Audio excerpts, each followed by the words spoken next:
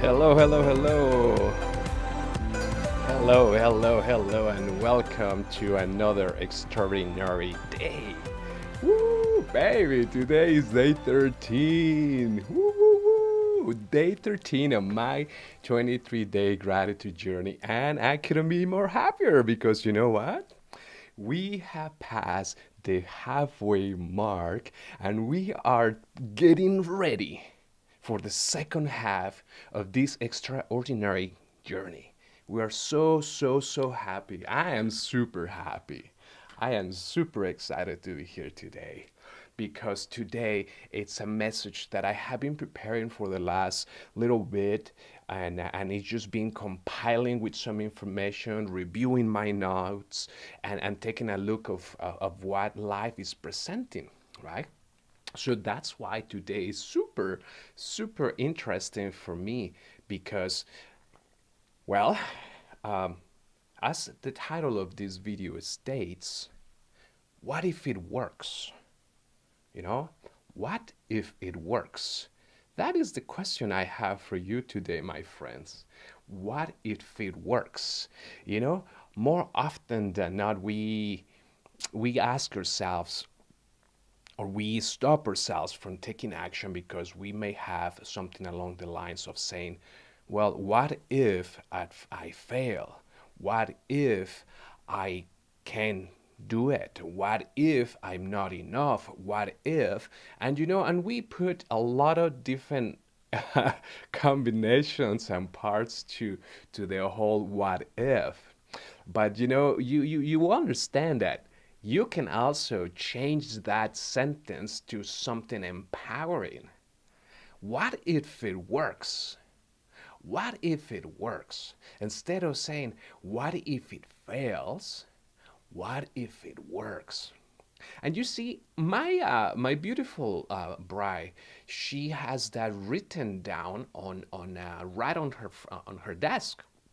I was, I was debating between taking a picture of that or you showing you a live view of her desk as she's working and whatnot. And I was like, you know what? No. Just we gotta keep it simple because at the end of the day, what matters is what if it works, you know? And that has been her motto for quite a while now, actually. Instead of saying, what if I fail? What if it works? So I pour myself into this devotion and into this self-care practice of becoming a better version of myself by improving the quality of my sleep, the quality of my life, by taking a proactive approach to life, by understanding that things are not always as they make it seem. That self care is attainable, achievable, and very easy to actually practice. You don't need to be spending hundreds and thousands of dollars into your self care practice. We have been giving you here at Extraordinary Life, we have been sharing with you small, tangible strategies and tools that you can put in your tool case or you can put in your tool belt or you can put in your tool backpack or however, whatever way you want to see it. We have been giving you small tangible steps, strategies that can help you, see different things, understand things, and that those small tangible steps are easily attainable, that those small tangible steps are not rocket science, that they're not impossible. We make it impossible by not showing up as we are supposed to. We are the ones who make it impossible. We are the ones that make it hard because we put it on a chores list. We put our self-care more often than no. We put it on a I gotta wake up at this time, I gotta do this, and then I have to work out. And if I don't work out, I get PO because I didn't get to work out. And you see, and it's a chore. It's part of your day, and I totally understand that some people really need that kind of a structure. And you know what? If they are able to stick to their structure and their schedule and make it happen, then at the end of the day, you know what? If it works for them, if it works for you, amazing. For me, a strict routine structure by down to the minute and stuff and the hour, that doesn't work for me. For me, it's more go with the flow. Go with the flow, get to understand what's going on, go with the flow so you have a better understanding. Like I've been saying, right? Like, for example, when I go to sleep, I want to make sure that my sleep is monitored in a way that at least I get to spend the 8 hours that I need, plus my half an hour of meditation time. So when I go to sleep, I spend 8.5 hours. So I need to condition myself to make sure that my alarm clock goes off after 8.5 hours because I know that it works. So when you ask yourself, what if I start improving my sleep hygiene? What if it works? If I start improving the quality of my life by improving the quality of my sleep, what if it works? Right? What if it works? The only way to really see how if it works or not, and the only reason why I'm saying if, because I know it's when it will work, when it works, right? Not if, but when it works. Because when it works, here's how you make it work. You become consistent about it. You commit yourself. Listen, the best investment you can ever do in life is investing in your well-being, investing in your wisdom, in your knowledge, in your education, in yourself holistically, right? Because you are not going to devaluate. Putting it that way, you're not going to devaluate. Your knowledge only gets better, and the more you train yourself, the more you read your Bible, the more you study, the more you go to personal training growth, or whatever the evolution of growth looks like to you. As long as you keep investing and time and commitment and yourself into it, you're becoming a better version of yourself by looking to improve.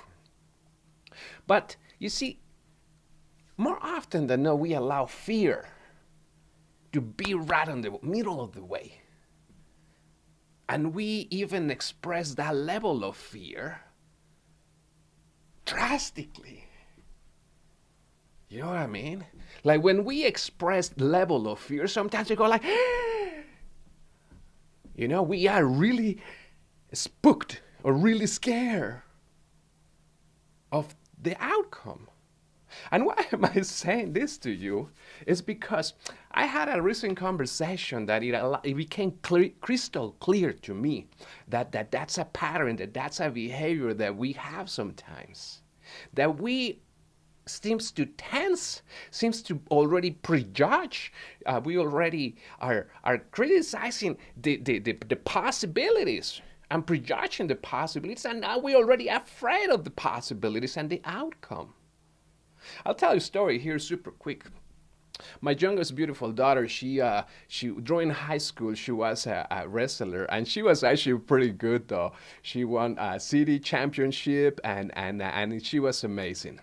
However, during that time of wrestling, she injured her wrist, and she had to go through a surgery, and the surgery, well, they did what they needed to do and whatnot, but the recovery process, that was not fully there, if you know what I mean. The recovery process was not the desired outcome. By the end of high school, and the following year, actually, she couldn't enroll into wrestling because her arm and her wrist were in a lot of pain. So I suggested for her to start by, icing and using the ice and the hot therapy, massage, movement. Movement super important, right? To move the muscles, to move the tendons, right? And for many years, I suggested these things. I suggested the physiotherapy work, and she just, well, at the end of the day, she was not consistent, nor she was really committed to it. Okay, and as a recent conversation that we were having just over dinner, She was telling me that she has an appointment coming up very quick here in these next few days with the physiotherapist to see what's going on because the level of pain has escalated to a point where it's unbearable. So you see, her level of pain has come to the avoiding section, to the up section where you now reacting, where you now forced to take time off, where you now forced to do to limited work, where you are now forced. You see, but that's because she waited. And the issue that also happened there is, well, physiotherapy is not one of those things that are covered uh, by the healthcare plan, right? So you have to either pay out of pocket, which can get quite expensive, or you get benefits at work or at school, and then you use those benefits. Well, so that's what's recently happened to my beautiful daughter. Her benefits are now going to help her take care of her physio treatments. But you see, immediately when she was telling me about it, I said, babe, I'm so excited. I'm so proud that you're taking a proactive approach towards your hand and making sure that your hand it's now, moving forward, that you're going to be doing this. And she was, like kind of curious as to what to expect or what not to expect from physio. And I said to her, babe, you need to understand one thing. Physiotherapy is self-management work. And she's like, what does that mean? Self-management work means that the physiotherapist is going to show you stretches, techniques, movements perhaps, exercises, you name it. It's going to give you some tools basically, right? For you to practice at home. And those exercises that you're going to be practicing at home are going to help you relieve the pain. But you see, her level of fear before, when she heard the word stretches, when she heard the word movement, she went like, ah! She immediately tensed herself without really giving herself an opportunity to try something different. So I say, listen, babe, the best thing you can do when you go to see the physiotherapist this coming week, go with an open mind. Go with an open mind and with curiosity. Be curious about it, not judgmental. Doing this, that's been judgmental because you don't even know what physiotherapy is like. And once you're listening to it, you're already blocking yourself to that type of treatment. And say, and these specialists are, well, they're specialists for a reason. They're physiotherapists, right? They do spend countless hours educating themselves so they can learn the movement, the body, the muscles, and whatever it is that they need to learn to help you relieve the pain or manage the pain in whatever case may be. And then she asked me, she's like, so that means consistency care. I say, yeah, exactly. So then I proceeded to tell her that since 2016, and this is when I started to see my physiotherapist at the time, I was in a few car accidents in a lapse of very short time, and one of those along the way somehow I broke my tailbone. And after going to see my family physician, going to see surgeons and second opinion surgeon and exams and all kinds of things, everybody told me the same thing. Learn how to deal with it because it's in a very difficult position where it could damage any other nerve. We could perhaps remove the pain, like they wanted to chop the last little piece of the tailbone, and it's like, and that might relieve the pain, but there is no guarantee. So you need to learn how to deal and live with the pain. But you see, my friends, I truly believe the pain is not a lifestyle. And I learned that from my chiropractor. She's amazing, by the way. She showed me how to live a proactive life. Taking care of myself, it enables me to take care of others. So when I was telling this story to my daughter, I say I've been going to physiotherapists, after physiotherapists, and surgeons after surgeons for many many years before 2016. I would even get cortisone shots right on the spine, three of them as a matter of fact, and they hurt like, well, you know what, like awful. And the first cortisone shot that I received, the pain was gone basically for almost a year. The second cortisone shot, it was gone in about 6 months. The third cortisone shot, was the effect was gone under a week. My body became resistant to it. So my body basically is like, cortisone shot, what? Well, it's like, no, like it wasn't working anymore. So then my doctor was, that's why, they were exploring the surgery and whatnot. But I was living on a avoiding zone. I was already living in that state of here of reacting, overreacting, because I couldn't even drive for more than 10 minutes. I couldn't even go across the city without experiencing excruciating pain, literally on my butt. Literally. Pain on the butt. My butt was a pain on the butt. So, and so I had to learn how to deal with this. And my physiotherapist at the time, amazing, amazing guy, by the way, he showed me, he said, okay, what is the issue? So we talked about it. And I said to her, you're going to go through some conversations and some, maybe exploration of your arm. And like, I don't know what they're going to do. But whatever they tell you, here is what you can expect. Since they know what they do and they have already the knowledge and the education behind with all of those patients that they see, they're going to give you a printout. And that's your self-management sheet. Basically, that piece of paper is going to give you, it's going to remind you of the exercises that you learn during that session. I'll explain them, and then, but you are the one responsible for taking care of them. She's like, I said, and as I was telling you about my physiotherapist from 2016, today, even this morning, today, as we're filming this, live streaming this, by the way, as we're live streaming this, I was doing 6 of those exercises still. 6 exercises that my physiotherapist taught me back then that will reduce inflammation, that will help me walk and sit down for hours. Stretches, nothing crazy though, nothing crazy.